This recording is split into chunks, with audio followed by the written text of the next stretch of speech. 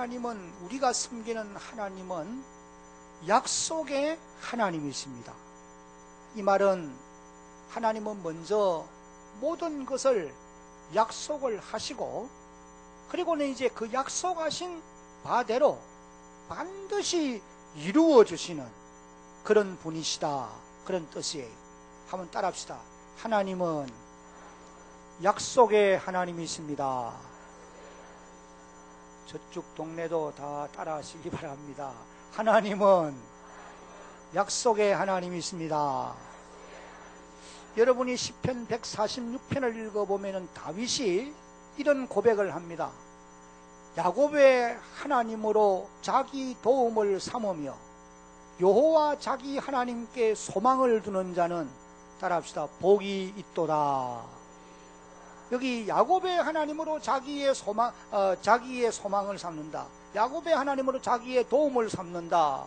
이 야곱의 하나님이라는 말은 다른 말로 하면은 약속의 신실하신 하나님, 그런 뜻이에요. 약속의 하나님을 신뢰하고 자신의 도움으로 삼고 살아가는 사람들은 복이 있는 사람이라는 거예요. 왜냐하면은 하나님은 약속하신 말씀대로 반드시 성취시켜 주시는 분이시기 때문에 그렇습니다. 아멘. 오늘 우리가 읽은 이 본문이 스데반이 설교한 내용입니다. 스데반의 설교를 쭉 우리가 살펴보면은 하나님은 약속의 하나님이십니다, 이 부분을 아주 많이 강조하고 있다고 하는 사실이에요. 먼저 여기 17절로 19절까지의 말씀을 보면은 스데반은 이 말씀을 통해서 첫째로 다 같이 한번 이제 읽어봅니다. 첫째, 다 같이 시작. 하나님의 약속하신 때가 있음을 강조하고 있습니다. 한번 따라합시다. 하나님의 정하신 때가 있음을 강조합니다. 하나님이 정하신 때가 있다는 거예요. 이것이 이제 여기 17절을 보면은 이렇게 기록됩니다. 하나님이 아브라함에게 약속하신 때가 가까움에, 아브라함을 하나님이 불러내실 때에 여러 가지 약속을 하셨는데 약속하신 때가 있어요.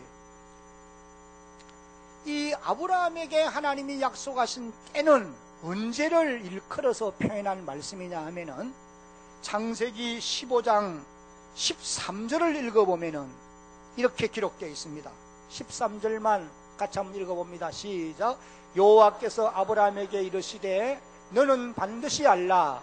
네 자손이 이방에서 객이 되어 그들을 섬기겠고 그들을 400년 동안 네 자손을 괴롭히니, 여기 400년 동안, 이 말은 하나님이 자기 백성 이스라엘을 저 애굽 땅으로 내려보내어서 그 애굽 땅에서 400년이 차는 해, 그때가 이제 하나님이 정하신 때입니다. 그때 이제 하나님께서 자기 백성 이스라엘을 애굽 땅에서 인도하여 내어 가나안 땅으로 들이실 것이다. 하나님이 그렇게 약속을 하시고 계시는 거예요. 왜 그러면 하나님이 400년 기간을 정했을까? 그건 하나님의 마음입니다. 그러나 이제 우리가 창세기 15장 13절부터 16절까지를 읽어보면은 16절에 이렇게 기록되어 있어요. 16절 한번 띄울 수 있으면 띄워보세요. 창세기 15장 16절. 뜨지 않으면 제가 읽습니다. 네 자손은 사대 만에 이 땅으로 돌아오리니 이는 아모리 족속의 죄악이 아직 가득 차지 아니함이니라. 그렇게 기록을 하고 있습니다. 우리가 400년간을 하나님이 정하신 이유를 한번 묵상해 보면은 두 가지 이유를 알 수가 있어요. 하나는 하나님이 아브라함을 불러내실 때에 그의 후손들을 큰 민족으로 만들어 주겠다, 이것을 약속했습니다. 그러니까 하나님이 이방 땅 애굽 땅에서 400년간 머물면서 큰 민족으로 이루시려고 400년간의 기간을 정하셨다라고 하는 것을 알 수가 있고, 두 번째 이유는 아모리 족속의 죄악이 차지 아니했기 때문이다 라고 하신 말씀을 보면은, 이 아모리 족속은 하나님이 아브라함을 불러내시고 약속해 주신 가나안 땅의 7족속 가운데 대표 족속인데, 7족속을 통칭해서 아모리 족속이라 그렇게 표현합니다. 그러니까 가나안 땅에 머물고 있는 이 7족속들을 멸망시키기에는 아직도 죄악이 가능하지 않다는 말이에요. 가득 차지 않았다는 거예요. 하나님은 죄악이 가득 차면은 반드시 심판하시고 멸하시는 공의의 하나님이심을 우리가 믿어야 합니다. 그래서 하나님이 이 400년간이라고 하는 때를 정하시고 그 때가 되었을 때에 자기 백성을 인도하실 것을 말씀을 하신 것입니다. 우리가 전도서 3장 1절 이후를 읽어보면은 이 땅에 되어지는 모든 일에는 하나님의 정한 때가 있다, 그렇게 말씀을 하셨어요. 그래서 범사에 기한이 있고 천하 만사가 다 정한 때가 있나니, 그렇게 기록합니다. 한번 따라합시다. 범사에 기한이 있고 천하 만사가 다 정한 때가 있나니, 범사의 모든 일에는 하나님의 정한 때가 있다는 것입니다. 그래서 날 때가 있으면 죽을 때가 있고, 심을 때가 있으면 심은 것을 뽑을 때가 있고, 씨를 뿌릴 때가 있으면 거둘 때가 있으며, 하나님의 정한 때가 모든 일에는 다 있다. 그래서 갈라디아 4장 4절을 읽어보면 때가 참에 하나님이 그 아들을 보내사 여자에게 나게 하시고 율법 아래 나게 하신 것은 율법 아래 있는 자들을 속량하려 하심이라, 그런 말씀을 하신 것을 봅니다. 그래서 모든 일에는 하나님의 약속한 때가 있다고 하는 사실을 우리가 잊지 말아야 합니다. 그러므로 사랑하는 성도 여러분, 우리는 범사에 하나님의 정한 때가 있음을 알고 믿음과 인내로서, 따라합시다. 믿음과 인내로서 하나님이 정한 때가 있음을 우리가 분명히 믿고 믿음과 인내로서 하나님의 정한 때를 기다릴 줄 아는 주의 백성들이 되어야 하는 것입니다. 왜냐하면 하나님의 때가 되어야 반드시 성취되어지기 때문에 그런 거예요. 봄에 씨를 뿌렸는데 하나님의 정한 때는 가을에 열매를 거두게 되어 있는 것이지요. 그런데 여름에 열매를 거두려고 하면 안 된다고 말이에요. 그러므로 우리는 가을이 오기까지 하나님이 열매 맺어 우리에게 돌려주실 것을 믿고 인내로서 기다릴 줄 아는 이런 주의 백성들이 되어야 한다는 것입니다. 오늘 말씀을 계속해서 보면은 하나님의 약속하신 때가 이제 가까이 왔을 때에 첫째로 다 같이 한번 읽어봅니다. 시작.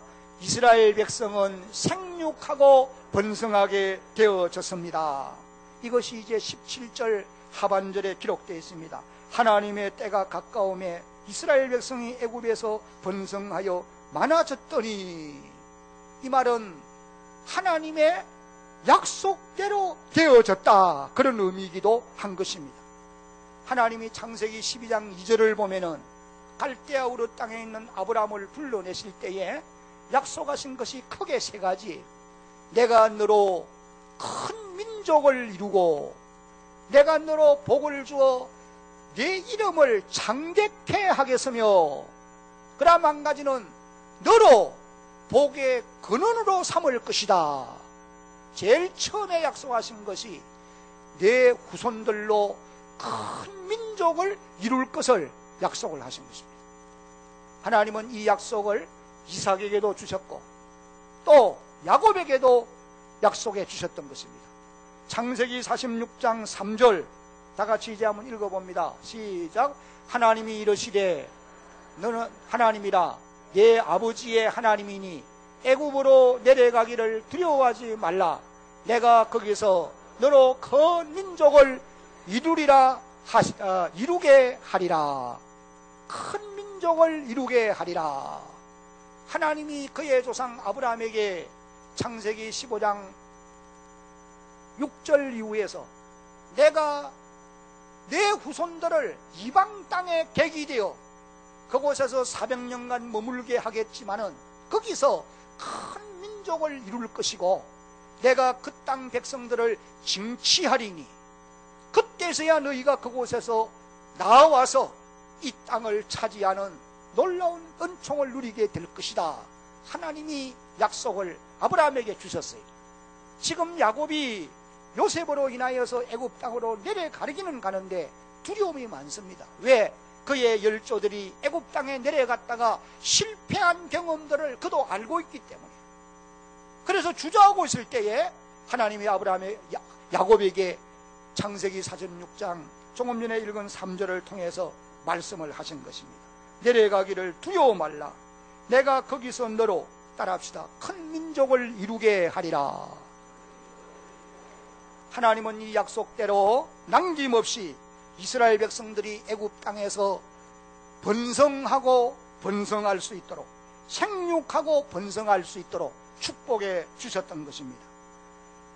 출애굽기 1장 7절을 보면은 이렇게 기록되어 있어요. 같이 읽어봅니다. 시작. 이스라엘 자손은 생육하고 불어나 번성하고 매우 강성하여 온 땅에 가득하게 되었더라. 12절도 같이 읽어봅니다. 시작. 그러나 학대를 받을수록 더욱 번성하여 퍼져나가니 애굽 사람이 이스라엘 자손으로 말미암아 근심하여. 생육하고 번성하는 놀라운 축복을 거기서 누려서 큰 민족으로 확장되어 갔다는 것입니다. 아마 히브리 여인들은 애굽 여인들과는 달리 어린 아기를 아주 쉽게 낳았던 것 같아요. 옛날에 우리 어른들이 12명도 낳는 이런 어머니들이 말이죠, 밭에서 일을 하다가 아기를 낳아요. 들어본 적이 없습니까? 저는 있습니다. 그래서 길에 걷다가도 아기를 낳아요. 그래서 이름을 길 뭐라고도 짓기도 하고 그렇기도 하는 것입니다. 이 히브리 여인들이 하나님의 은혜로 이 어린아이를 쉽게 낳을 뿐 아니라 이 어린 아이들도 그 열악한 환경에서 질병으로 고난받고 죽는 것도 아니고 잘 자라나는 거예요.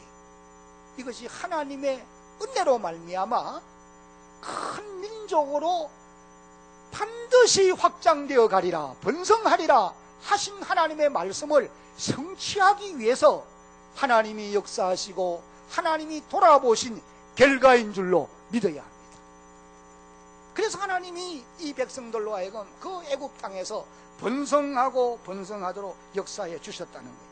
그래서 하나님의 약속이 때가 가까웠을 때에 성취되어졌다, 이것을 이제 보여주는 그런 말씀이에요.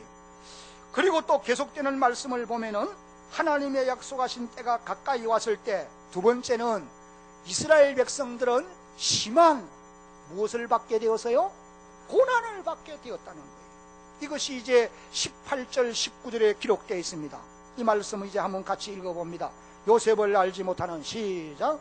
요셉을 알지 못하는 새 임금이 애굽 왕위에 오르매 그가 우리 족속에게 교활한 방법을 써서 조상들을 괴롭게 하여 어린아이들을 내버려 살지 못하게 하려 할세. 히브리 민족이 애굽 땅에서 바로로 인하여 탄압 정책을 통하여 많은 고난을 받는 이것은 하나님이 약속하신 바대로 되어진 것이다, 그렇게 말할 수가 있는 것입니다. 창세기 15장 13절에 조금 전에 우리가 읽었습니다마는 13절 14절을 보면은 이렇게 기록되어 있습니다. 여호와께서 아브라함에게 이르시되 너는 반드시 알라. 네 자손이 이방에서 객이 되어 그들을 섬기겠고 그들은 400년 동안 따라합시다. 네 자손을 괴롭히리니. 내 자손을 괴롭힌다. 14절에 그들이 섬기는 나라를 내가 징벌할지며 그 후에 네 자손이 큰 재물을 끌고 나오게 될 것이다. 하나님이 그렇게 말씀을 하신 것입니다. 여러분, 우리가 출애굽기 1장 8절로 22절까지를 아주 자세히 읽어보면은 히브리 민족이 애굽 땅에서 하나님의 때가 가까이 왔을 때에 얼마나 곤욕스러운 고통을 경험했는지, 고난을 받았는지 아주 자세하게 기록합니다. 이 이스라엘 백성들이 바로의 단합 정책으로 인해서 받은 고난은 3단계로 진행이 되어졌어요. 1단계에서 안 되니까 2단계로, 2단계에서 안 되니까 3단계로 나가요. 그 1단계가 무엇이었느냐? 다 같이 한번 읽어봅니다. 시작. 심한 노동이었습니다. 계속해서 번성해 가니까 이 바로가 방백들과 의논하기를 히브리 민족을 아주 중한 노동을 시켜서 생육이 멈춰지도록 하려고 노력했다 그 말이에요. 이것이 이제 출애굽기 1장 11절로 14절에 기록되어 있습니다. 감독들을 그들 위에 세우고 그들에게 무거운 짐을 지워 괴롭게 하여 그들로 바로를 위하여 국고성 비돔과 라암셋을 건축하게 하니라. 12절 다 같이 읽습니다. 그러나 시작. 그러나 학대를 받을수록 더욱 번식하고 애굽 사람이 이스라엘 자손을 인하여 근심하여 13절 시작. 이스라엘 자손의 어려운 노동으로 그들의 생활을 괴롭게 하니 곧 흙 이기기와 백돌 굽기와 농사의 여러 가지 일이라 그 시키는 일이 모두 엄하였더라. 이것이 1차 단계로 히브리 민족을 괴롭게 하는, 그렇게 해서 인구 정책을 억제시키는 그와 같은 방법이었어요. 그 다음에 이제 이것이 통하지 않으니까 두 번째 단계가 다 같이 한번 읽어봅니다. 시작. 바로가 왕명으로 산파들에게 남자가 나면 죽이라고 명령한 것입니다. 히브리 산파들에게 명했어요.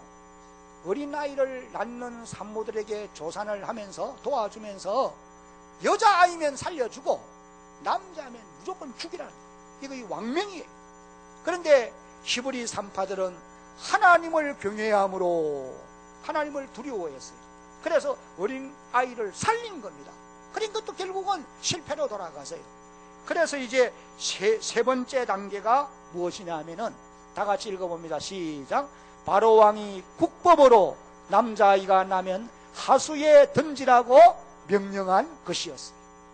이유가 없습니다. 이제 남자아이가 나면 무조건 나일강에 던져서 죽여야 되는 것이. 이런 고통은 사람이 감당하기는 참으로 어려운 것이지요. 그러면 왜 하나님께서 자기 백성들로 하여금 이런 고난을 겪도록 하셨을까? 이스라엘 백성을 고난받게 하신 이유가 어디에 있었겠느냐? 하나님의 때가 가까이 왔을 때에 그냥 돌려보내도록 돌아오도록 하나님 역사하면 되지, 왜 고난을 통해서 이렇게 하나님이 역사하셨느냐? 우리는 그 이유를 두 가지로 살펴볼 수가 있습니다. 그 첫 번째는 다 같이 시작. 약속의 땅 가나안을 생각하며 살게 하기 위함이었고, 둘째는,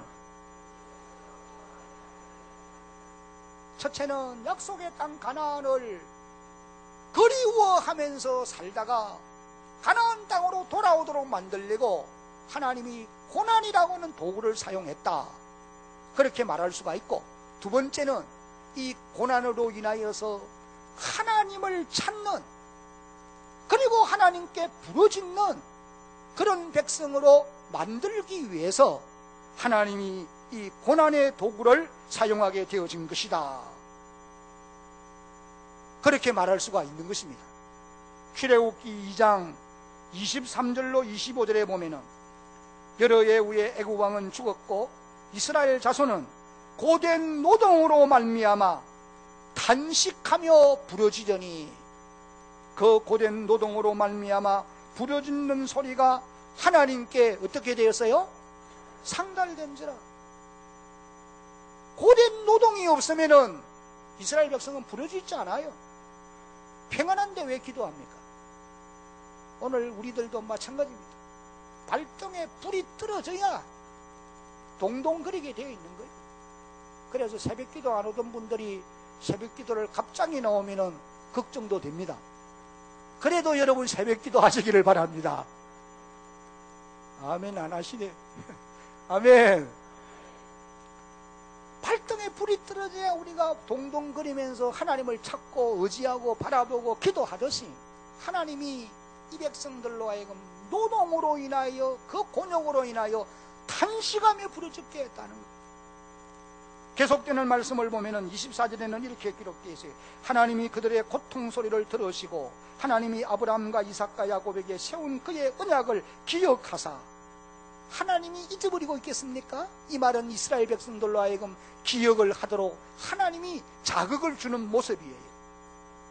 하나님이 이스라엘 자손을 돌보셨고 하나님이 그들을 기억하셨더라. 지난번 성경에는 근념하셨더라. 하나님이 돌보아 주셨다는 것. 이스라엘 백성들이 거주해야 할 땅은 애굽 땅이 아니라 약속의 땅 가나안 땅입니다.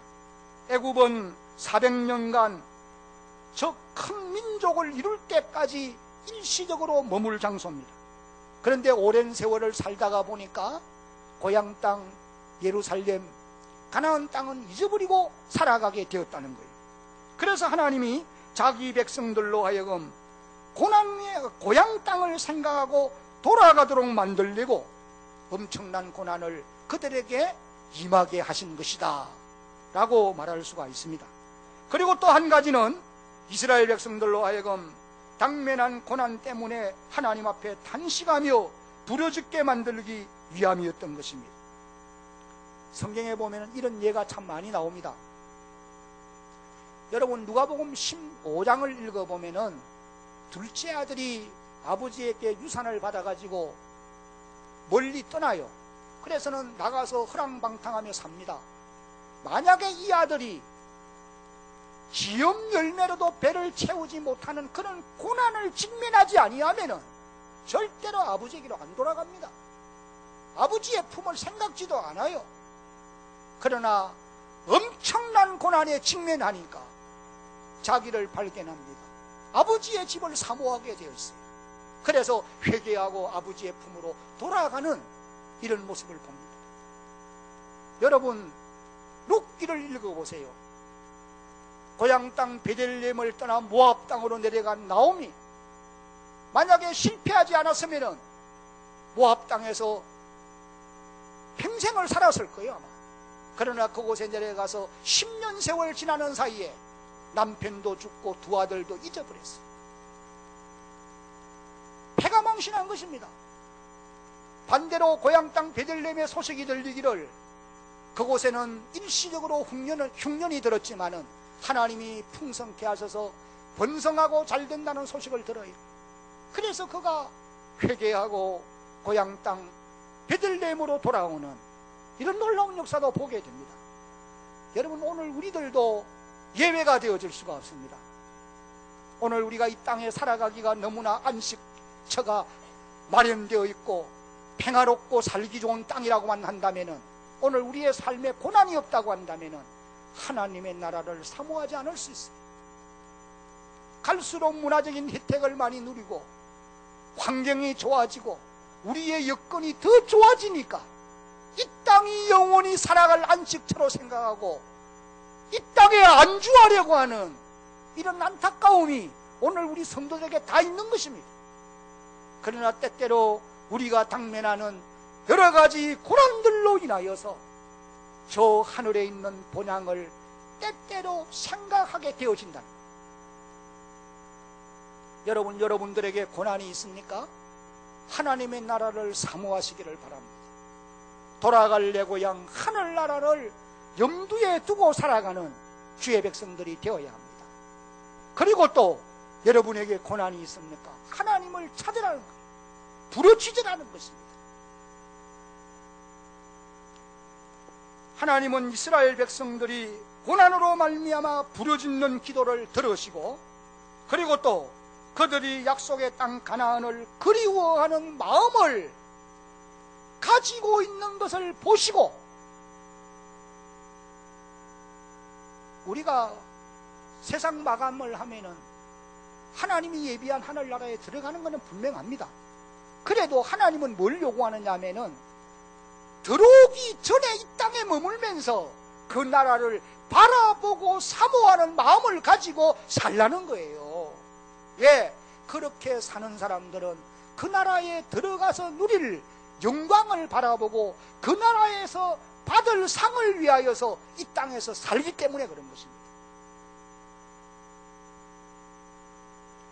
하나님은 이스라엘 백성들을 그래서 돌보시게 되었고 구원할 계획을 구체적으로 세우셨던 것입니다.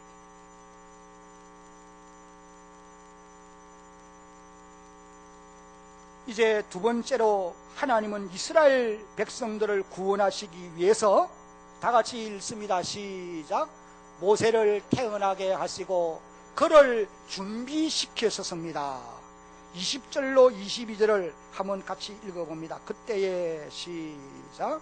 그때에 모세가 났는데 22절 죄송합니다. 20절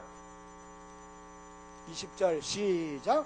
그때에 모세가 났는데 하나님 보시기에 아름다운지라 그의 아버지의 집에서 석 달 동안 길리더니 버려진 후에 21절 시작. 버려진 후에 바로의 딸이 그를 데려다가 자기 아들로 기름해 22절 모세가 애굽 사람의 모든 지혜를 배워 그의 말과 하는 일들이 능하더라. 스데반은 그의 설교에서 모세의 인생을 3기로 나누어서 말씀을 해주고 있습니다.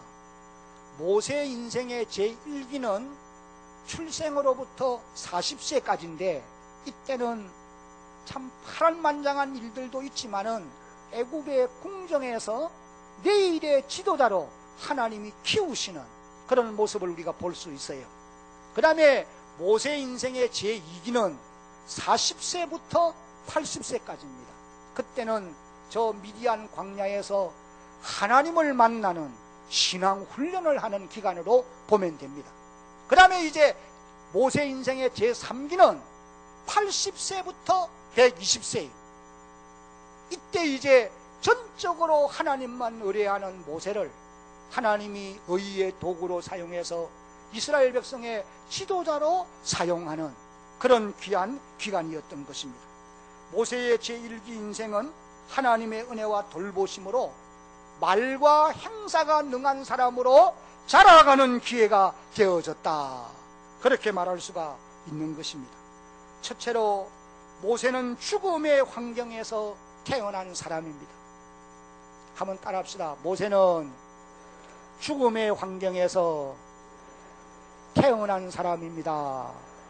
조금 전에 우리가 읽은 20절에 보니까 그때의 모세가 났는데 그랬어요. 여러분 여기서 말하는 이 그때는 어느 때냐? 바로의 탄압정책이 공공연하게 시행되어서 국법으로 남자아이가 태어나면은 나일강 하수에 던지는 때예요. 모세는 살아날 수 없는 거예요. 그런데 그때의 이 모세가 아버지 아므람과 어머니 요굼에서의 품을 통해서 이 땅에 출생했는데 따라합시다.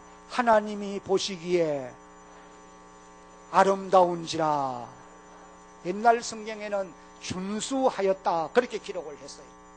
하나님이 보시기에 아름다워요. 얼마나 아름다웠겠느냐. 여러분 약 석 달쯤 된 애기니까 얼마나 아름답겠습니까?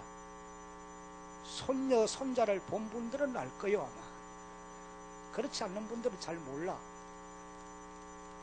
얼마나 아름다운지. 석 달 동안을 왕명을 어기고 믿음으로 숨겨서 키우는 겁니다. 그러나 이제 한계에 이르렀어요. 석 달이 되었을 때는 갈 상자를 만들어서 거기에 담아서 하나님께 기도하고 이 아들의 내일은 주의 손에 있습니다. 그리고는 갈 상자를 나일강에 띄운 거 아닙니까? 그런데 모세의 운명이 거기서 끝난 것이 아니라 하나님이 바로의 딸을 감동해서 그 시간에 나일강으로 모욕하러 나가게 하고 갈 상자를 발견합니다. 건져서 뚜껑을 열어보니 아기가 우는지라. 그러니까 이 공주의 마음에 긍휼히 여기고 싶은 마음이 일어난 것이지요.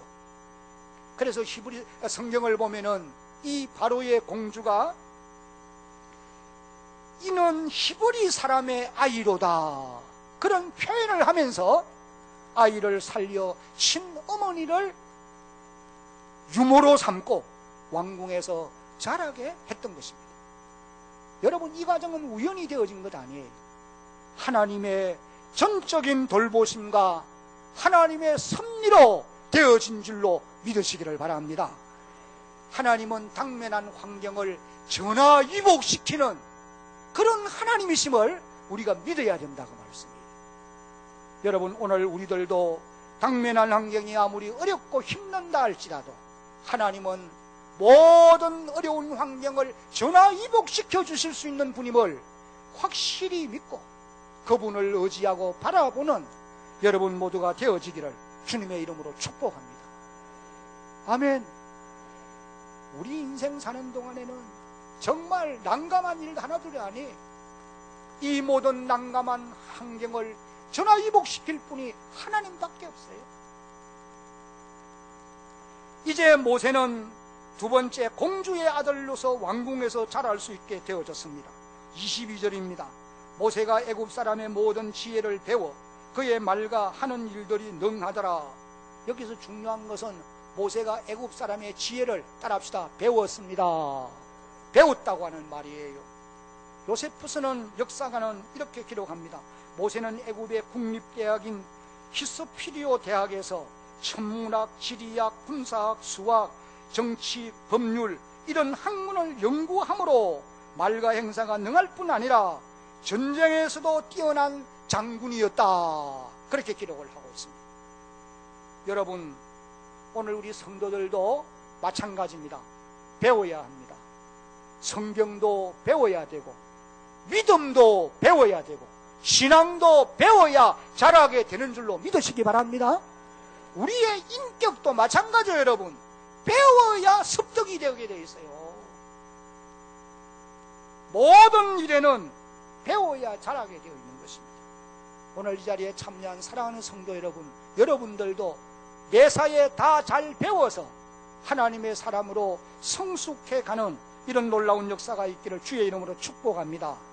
그 다음에 말과 행사가 능한 모세는 세 번째, 다 같이 한번 읽어봅니다. 시작. 자신의 능력만 믿고 나아갔다가 실패자가 되고 말았습니다. 이 말씀이 이제 23절로 29절에 기록이 되어져 있는 것입니다. 모세는 40세가 되어서 동족을 생각하게 되었습니다. 동족을 생각하게 되었다고 하는 것은 아름다운 일이지요. 다른 말로 하면 이제 제법 철이 들었다, 그렇게도 말할 수가 있는 거예요. 나이 40이 되어도 아직 철들지 않는 사람 많습니다, 땅 위에는. 그러나 나이가 젊어도 일찍이 철이 드는 사람도 있어요. 동족을 돌아보고 싶은 마음을 가진다는 것은 이건 성숙한 사람이지요. 여기 동족을 돌볼 생각을 가졌다는 말은 다른 말로 하면은 이스라엘 백성 히브리 민족을 애굽에서 구원해낼 이런 마음을 가졌다는 그런 의미로 우리가 보시면 되는 것입니다. 그러나 모세가 자신의 힘과 능력만 가지고 자신의 방법대로 동족을 구원하려 했던 것은 잘못이었다고 말씀입니다. 왜냐하면 하나님은 이스라엘을 애굽에서 구원하는 방법을 일찍이 아브라함을 통해서 말씀해 주셨던 거예요. 이것이 창세기 15장 14절에 기록되어 있어요. 그들이 섬기는 나라를 내가 징벌할지며 그 후에 내 자손이 큰 재물을 이끌고 나올 것이다. 여러분 보세요. 하나님이 애굽 땅에 무서운 재앙을 내려서 심판을 하고 난 다음이라야 애굽 땅에서 하나님의 백성들이 출애굽의 영광을 차지하게 되어진다. 모세가 이 말씀을 몰랐겠습니까? 그는 율법을 배운 사람이에요. 신앙훈련을 받았단 말이에요. 레위인인 것입니다. 그런데 이 말씀을 깊이 깨닫지를 못하고 자기 방법대로 하려고 하다가 애굽인을 죽이고 살인자가 되어서 결국은 미디안 광야로 도망하지 않으면 안 되는 그런 신세가 되어지고 말았던 거죠. 모세의 입장에서는 참 억울했을 거예요. 예. 자기 동족을 구원해 보려고 자기는 최선을 다했는데, 여러분, 내 방법으로 최선을 다하는 것이 잘하는 것 아닙니다. 우리는 따라합시다. 하나님의 방법으로, 하나님이 시키시는 방법으로, 그런 방법으로 일을 해야 된다.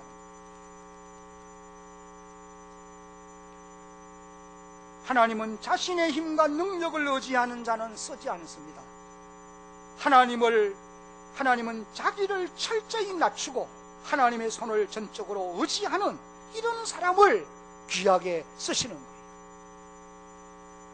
그 다음에 미디안 강야로 도망한 모세는, 네 번째는 이제 다 같이 한번 읽습니다. 시작. 하나님만 의뢰하는 하나님의 사람으로 변하였습니다. 이것이 30절로 32절에 기록되어 나옵니다. 40년이 참에 40년이 찼어요. 모세의 제2기 인생은 40년간 광야에서 하나님의 사람으로 변화하는 그런 기간이었습니다. 여러분, 인간의 절망이, 인간의 좌절이 모든 것이 끝나는 것이 아니라, 성경은 분명히 일깨워 주기를 하나님을 만나는 시작이 되어질 수 있다, 이것을 우리에게 교훈하고 있는 것입니다. 모세는 광야에서 이드로의 양무리를 치는 무명의 목자가 되었습니다. 우리가 아는 대로 모세의 교육 수준으로 보아서 지금 자기가 하는 일은 너무너무 객에 맞지 않아요. 전쟁의 장군이고 말과 행사가 능한 이런 사람인데 막대기 하나 들고 약물이 먹이고 있단 말이에요. 객에 맞지 않습니다. 그러나 이 일을 할 수밖에 없어요. 왜냐하면 하나님은 이 40년간 모세를 철저히 자기를 의뢰하며 살지 말고, 한번 따라합시다. 하나님만 의뢰하는, 하나님이 40년 이 기간 동안에 모세로 하여금 너는 너를 의지하지 말고 전적으로 하나님만 의뢰하는 이 훈련을 받게 했다. 드디어 40년이 찼을 때에 모세의 나이 80이 되었고, 이제 그때에 하나님은 그를 부르시고 만나 주셨던 것입니다. 이것이 이제 오늘 여기 조금 전에 30절로 32절에 기록되어 나오는 말씀이에요. 불이 붙어서나 타지 않는 떨기나무 불꽃 속에 하나님이 임재를 하셨어요. 그리고 음성으로 불러주신 겁니다. 나는 내 조상의 하나님, 즉 아브라함과 이삭과 야곱의 하나님이라 하신데, 모세가 무서워 감히 바라보지 못하더라. 모세는 이 순간에 두려움과 떨림으로 감히 바라보지를 못했다고 그랬어요. 모세가 이때 이제 비로소 진짜 하나님을 만나게 되어진 것입니다. 모세가 그동안 하나님 말씀을 몰랐던 것 아니에요. 하나님의 역사를 보았던 것도 분명합니다. 그러나 이때 이제 하나님이 모세를 찾아와 주시고 모세를 만나 주시고 모세를 변화시켜 주시고 모세를 하나님의 도구로 사용하게 되어졌다는 것입니다. 사랑하는 성도 여러분, 모세의 인생 가운데 찾아오신 그 하나님이 이 시간 저와 여러분들에게도 찾아오셔서 만나 주시고 우리를 변화시켜 하나님의 사람으로 만들어 주시는, 우리의 남은 세월을 하나님의 의의 도구로 써 주시는 이런 놀라운 역사가 있기를 예수님의 이름으로 축복합니다.